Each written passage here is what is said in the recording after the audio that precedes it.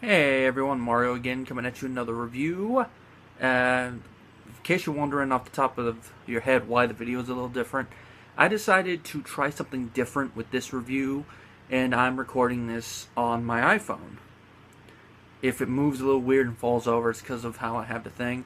If you're also wondering the background, I'm at Jeff's. It's a little situation we came up with for me taking the one math class I need to get my degree. But anyway, if this works, then maybe I'll start doing a few videos of this. I guess it's going to depend on how much space it takes up and all that, but we'll just see. Anyway, I'm continuing Robin Williams-Thon. I don't know if this is going to be the second one or if I'll just wait until I actually get to this time to upload this one. But I saw that this film was going to be on, I think it was Encore, because over the weekend they were doing a mini marathon of his films. I watched this one and I taped another one. I don't know if I'll include that one in there, but this is a film I've actually been meaning to watch for some time, and I thought, you know what, I'll give it a watch. Now, my attention was mostly on the film, but I was also doing some other stuff with my closet, but the closet's right next to the TV, so the movie did have like 90% of my attention, but for the first part of it, then I got into it. Now, I paid attention to the film enough to really give a fair assessment, and I can say that the Academy Awards and the Golden Globes really dropped the ball with this film. Because I checked on IMDb first just to make sure, because they usually have all the awards the film is nominated or wins under it, and this didn't even get nominated for one thing under any of them.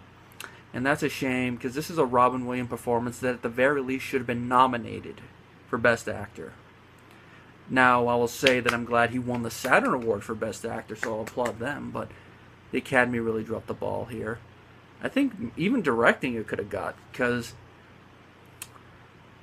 I know the film he did a while after this, Insomnia, gets a lot of praise, but this one really should have gotten more awards. That's just me. Oh, I'm happy that people do like it. Like on IMDb, it has a 6.8, which is a pretty good score. It has a 63 with the audience on Rotten Tomatoes and has an 81 with the critics, and this is the consensus. Robin Williams is very effective in this creepy, well-shot thriller. And I have to agree with that. He is very effective. And this movie is creepy and it's well shot. Now, the film is directed by Mark Romanek, if I'm pronouncing that correctly. He's only directed two other films. In '86, he directed Static. And in 2010, he directed Never Let It Go, which I'm going to double check to see what this is. Oh, it's a dystopian. It's a dystopian film. Who's in it? Keira Knightley's in it. Anyway, I'm going to guess he's directed TV stuff, because you don't usually direct only that number of films. Yeah, music videos. A lot of music videos. Let's see if there's a couple David Bowie ones, a Madonna one, Iggy Pop, 9 Inch Nails, which explains why he originally wanted them to score the film. More Madonna. Michael Jackson. Fiona Apple. Oh, that's cool. That explains why he was good with the camera. He's the guy that directed the Johnny Cash Hurt music video. Okay, his stock just rose in my book because I love that music video. Love that song too. Last music video he directed was Taylor Swift's Shake It Off. Don't really listen to Taylor Swift, so I don't care. So I guess this is a guy who came from music videos who is very creative with the camera and actually can direct actors pretty well, unlike a certain other guy from a couple of years ago. Of course, you know, other people would be like that. Like, I believe David Fincher started with music videos. I don't know if he started with them. I know from what I've read that Ridley Scott has done a couple. Like, I think he did one with Iron Maiden, but I don't know if that was correct or not. And of course, Michael Bay, but that's kind of a take it or leave it one, depending on how you view him.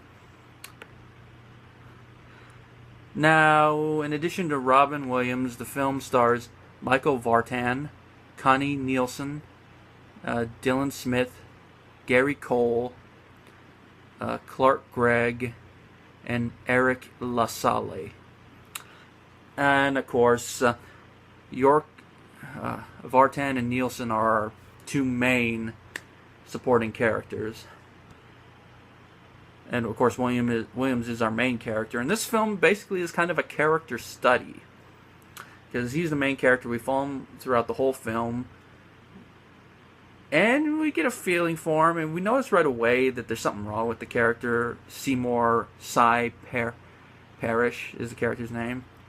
You can tell he's a little eccentric, but as the film goes on, you see just how far this eccentricity goes. If you've seen the trailer alone, you probably know what it is that he obsesses over the photos that he prints at the 1 Hour Photo developing clinic he works at. And his obsession goes to the point where he actually gets extra copies of some of the photos and he puts them on his wall. The first time you see that, it's a very creepy moment. And it's like, ew. That's like something Hitchcock would shoot right there. If he was still alive at this point, he probably would have wanted to direct this movie. Now, everything is fine in Cy's life. You know, he's developing film for all that. But things go awry when two specific things happen. One, a woman brings in a roll of film, and as he's going through the copies he makes for himself, he notices that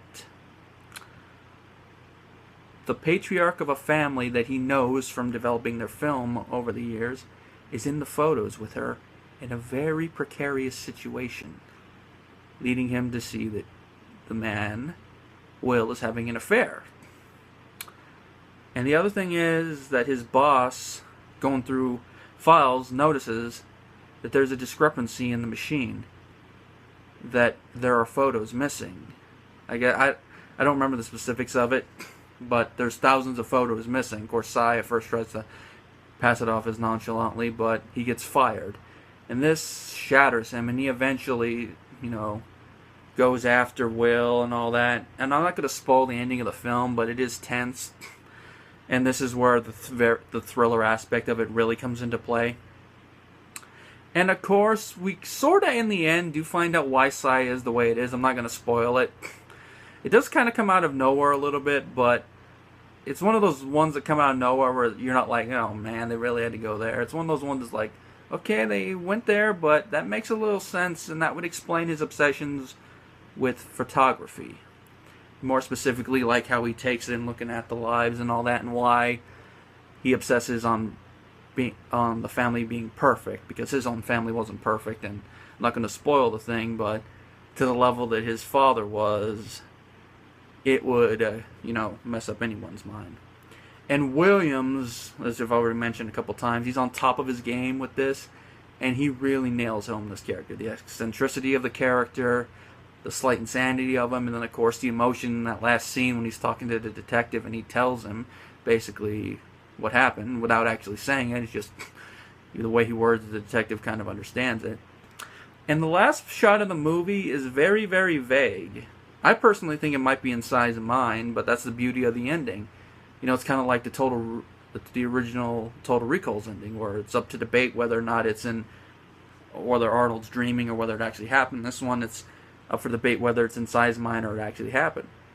Now, like I said, I think it's more his in his mind, but I also can see the validity of it actually happening, though it makes me wonder how it happened, but it gives Cy a happy ending after all the crap he's been through in his life.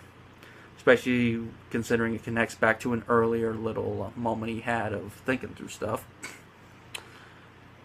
Now, the music was by, the score they actually used was by Renard Hale and Johnny Kilmeck, and it was an interesting score. I'm probably going to have to rewatch the film again and pay attention to the score, because I don't remember a lot about it. I just remember it fitting the tone. And this is a Fox Searchlight Pictures.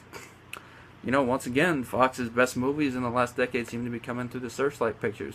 Got to pay attention more. Now, this was a lower budgeted film. It was made for about $12 million, and it made 52, so it made some money. I think it could have made more, because I think it probably the advertising campaign. Because I do remember the trailer for this when it came out. It's just, didn't go and see it. Oh, that explains it. It got limited release. Or at least originally, before the wide release. I notice when they do that. Now, apparently, the director intended the film to be much longer, but the studio ordered it to be cut shorter, and elements were rearranged out of concerns about the film being commercial. Doesn't really come across as that, but it does make me wonder what the original cut was like. Like, here's an example. The beginning was moved to the end, which you could kind of tell that, but I think that kind of fits a little bit better. But then again, I'm only seeing it in the way it's currently edited. Also, some of the narratives are removed and several scenes were reshot with fewer lines, which that I can understand. You could sometimes, something they say less is more. It does make me wonder what some of these long scenes would have been like in their longer form. And of course, this original version also had the older score. Apparently, a director's cut is not available to buy, but it was shown at the Sundance Film Festival. Now, with the advent of home video, and the fact that a lot of people do like director's cuts, even if they just purchase them for collecting purposes, it would be nice for them to release a DVD that had the director's cut and the original cut on it. Because I think if you're going to release the director's cut, you might as well put the original cut on there too. And I don't know if the DVD has any special features, but if not, it would be nice to do it. Sad to say, because Robin Williams is no longer with us. If he didn't do any, press about the film, you can't say anything now. But if there is like some archive stuff, like him talking off camera, it'd be nice to do that. Or even if there's a back in the day featurette. I know before his passing, it'd been interesting to hear a commentary with him on the film. Maybe him and Ron, the director, talking. But if there is one on the current DVD, then that would be nice to import it. Of course, it'd also be interesting to see the director do a commentary in the longer cut, but that's just me. Apparently, many of the characters take their names from photographers. Just a little interesting thing.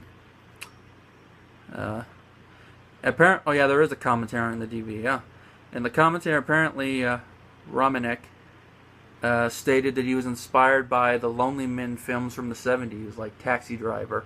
I can sort of get that vibe. I haven't seen a lot of the Lonely Men films, but I could kind of get that vibe. On a side note, it'd be interesting if they did an Incredible Hulk movie with that vibe, but that'd be more. But then again, I haven't seen the TV show in a while, but didn't like some of the episodes kind of have that feeling, at least at times? And here's something interesting. Apparently, Jack Nicholson was approached to play the lead character, and he turned it down. I wonder if he regrets that in retrospect. Probably in retrospect, it's a good thing he did, because Nicholson's a good actor, but him in this role, you probably would have got the same problem you do get with The Shining, is that for a lot of the film, you're like waiting for him to go insane. With Williams, he's probably going to go insane, but at the same time, you hope he doesn't. And also, with Nicholson, you could see him fully in this role. You'd be like, yeah, it's Jack Nicholson. It's probably the same reason, some people complain about his Joker. It's like, yeah, it's Jack Nicholson being Jack Nicholson, when I personally don't understand that a lot. I understand it a little. I don't understand it, 100%. Well, with this one, Williams is so into character that after the first 15 minutes, you're like, yeah, he's doing good. And apparently, when Williams heard that some people after the first 15 minutes actually forgot that was him in the role, he was smiled at that. Which, that's the mark of a very good actor, if you know if it's a household name, and you can get so involved, emotionally invested in the movie that you forget that it's them, and you actually just see the character they're portraying. That's a sign that they're doing a good job, and I can understand Williams' smile there. Now, what's my rating for 1 hour photo? My rating would have to be